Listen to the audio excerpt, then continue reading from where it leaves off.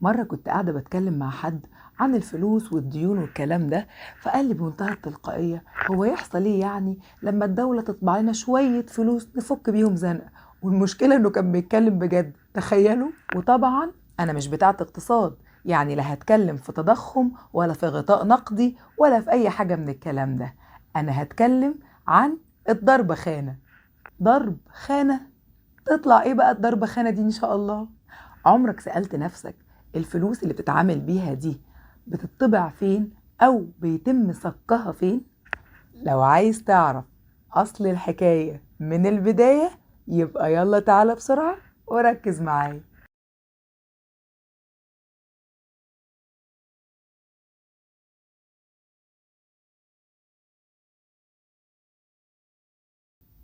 وعلى فكرة، دي مش أول حلقة في سلسلة العملات المصرية، لأنك هتلاقي عندي هنا على القناة أكتر من حلقة بتكلم فيهم عن تاريخ العملات المصرية، وحلقة منهم بنتكلم فيها عن النكلة والنص فرنك والمليم والسحتوت، وفي الحلقة التانية بنتكلم عن تاريخ الجنيه المصري.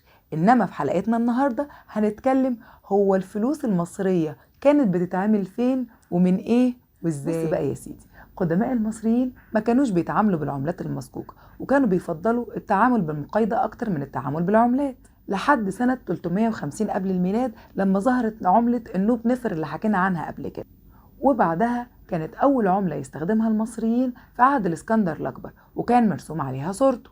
ومع استقرار البطالمة في مصر بدأت تظهر في مصر العملات المعدنية، أي العملات اللي مصنوعة من المعادن النفيسة زي الذهب والفضة والنحاس. والكلام ده فضل لحد لما العرب والمسلمين دخلوا مصر سنة 20 هجرية، واللي أول لما دخلوا مصر ما غيروش فيها النظام النقدي، وفضلوا يشتغلوا بنفس النظام ده لحد سنة 76 هجرية لما جه الخليفة مروان بن عبد الملك، وقرر لأول مرة في عهد الحكم الإسلامي إنه يسك دينار ذهبي إسلامي، وكان بيتم التعامل بيه جنبا إلى جنب مع الدينار البيزنطي. وساعتها كمان كان في درهم من الفضة، وكانوا بيتقسموا لثلاث فئات، كل فئة على حسب نسبة الفضة اللي موجودة فيها. وبعدها انتشرت في مصر الدنانير العربية زي دينار الرشيد ودينار المأمون، اللي كان المصريين بيحبوا يستخدموهم ويفضلوهم جدا، لأن نسبة الذهب فيهم كانت بتوصل ل 98% من وزنهم. وتم إنشاء أول دار لصك العملة في مصر في الفسطاط في عهد علي بن سليمان بن علي العباسي.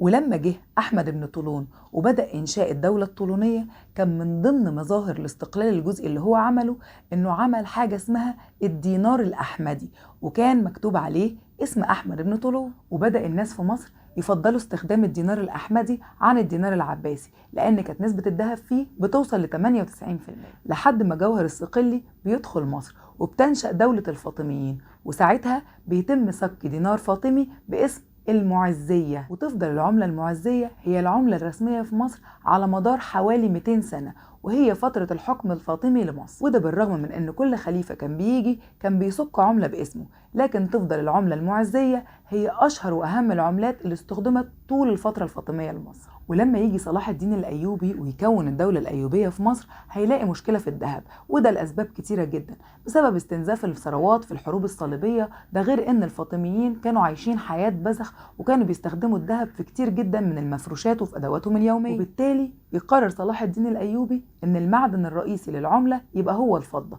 ويستبدلها بالذهب. بس المصريين ما عجبتهمش العملة دي لدرجة ان هم سموها الزيوف، يعني العملة المزيفة، وكان وقتها اسمها الدراهم النصرية. ولما يجوا المماليك لمصر ترجع تاني العملات الذهبية، ويبقى عندنا دينار من الذهب ودراهم من الفضة وبعض العملات المصنوعة من النحاس، لحد ما بتسقط مصر تحت حكم العثمانيين وتتحول من دولة مستقلة لمجرد ولاية في الإمبراطورية العثمانية، ويتم صك الدنانير والنقود في الأستانة وتتباعت على مصر باسم السلطان العثماني. وفي سنة 1710 أنشأ الوالي العثماني إبراهيم باشا القبطان دار ضرب العملة أو الضرب خانة اللي موجودة في قلعة صلاح الدين الأيوبي دلوقتي، واللي قام بتجديدها سنة 1812 محمد علي باشا، ودي هي الدار اللي تم صك أول جنيه مصري منها.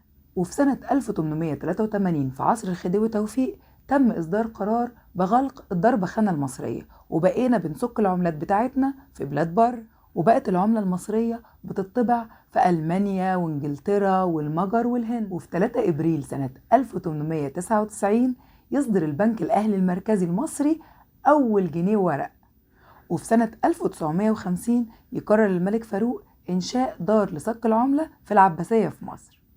لكن بتقوم الثورة قبل اكتمال إنشائها اللي بيكتمل في سنة 53، وبتصدر أول عملتها في سنة 1954، العملة اللي اتشهرت باسم عملة أبو الهول، لحد ما بتيجي سنة 1968 وبيتم إنشاء أول دار لطباعة النقود الورقية في مصر، وبيتم فيها طباعة الجنيه الورق والنص جنيه والربع جنيه والشلن والبريزة كمان.